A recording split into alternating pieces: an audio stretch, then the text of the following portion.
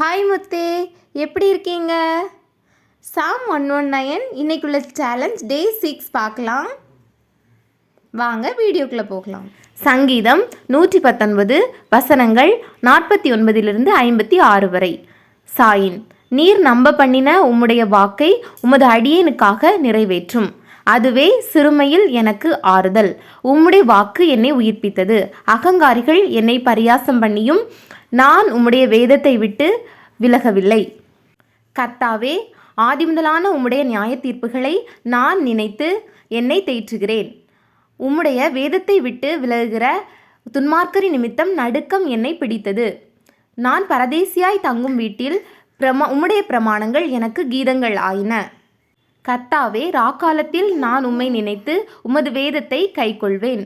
நான் உமது கட்டளைகளை கைக்கொண்டபடியினால் இது எனக்கு கிடைத்தது. ஆமேன்.